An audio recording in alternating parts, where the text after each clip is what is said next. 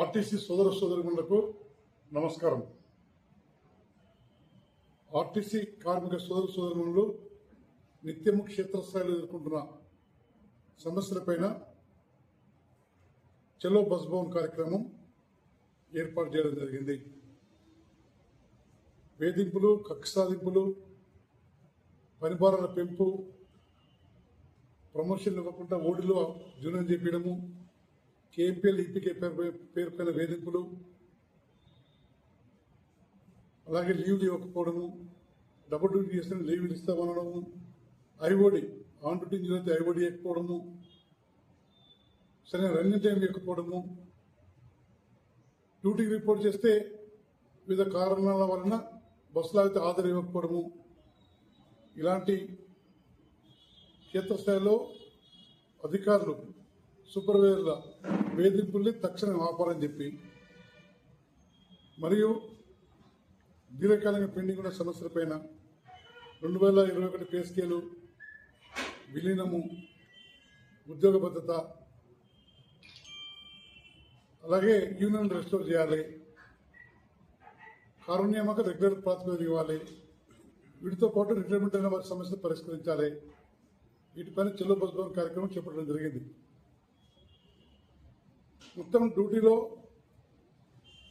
Special of ఉన్న వాళ్ళు, weekly off ఉన్న వాళ్ళు, లాంగ్ డ్యూటీ ఇన్కమ్ అయిన వాళ్ళు, నైట్ అవుట్ ఇన్కమ్ అయిన వాళ్ళు, సిటీలో ఫస్ట్ షిఫ్ట్ డ్యూటీ అయిపోయిన వాళ్ళు 20,000కు పైగా ఉంటారు.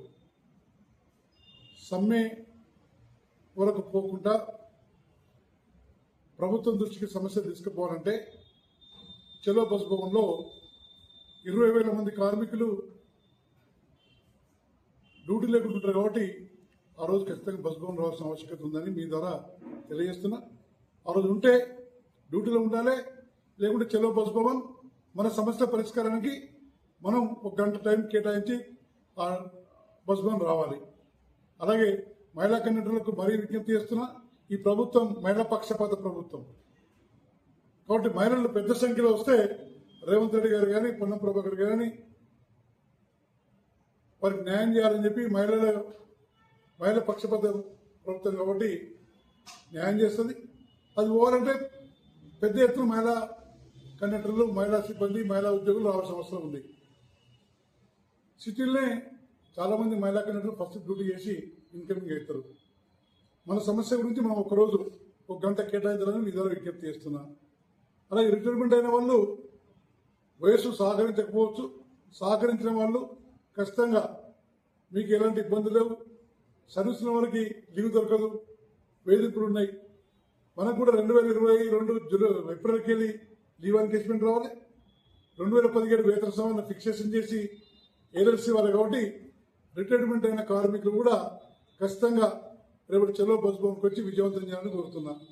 రేపు వేలాది మంది వచ్చి చలో బస్ భవన్లో పాల్గొంటే విజిలెన్స్ రిపోర్టు ప్రభుత్వం దిగొచ్చి కార్మిక సమస్య పరిష్కరించే ప్రయత్నం చేస్తుంది. కాబట్టి సమస్త కార్మికులు రేపు ఉంటే డ్యూటీలో ఉండండి, లేకుంటే బస్ భవన్ ఉంటే డ్యూటీలో ఉండండి, లేకుంటే బస్ భవన్ విధంగా యూనియన్లకు అతీతంగా అందరూ కలిసి కదిలి వచ్చి చలో బస్ భవన్ విజయవంతం చేయాలని చెప్పి పేరున ప్రతి ఒక్కరికి విజ్ఞప్తి చేస్తున్నా, అప్పీల్ చేస్తున్నా, కోరుకుంటున్నా.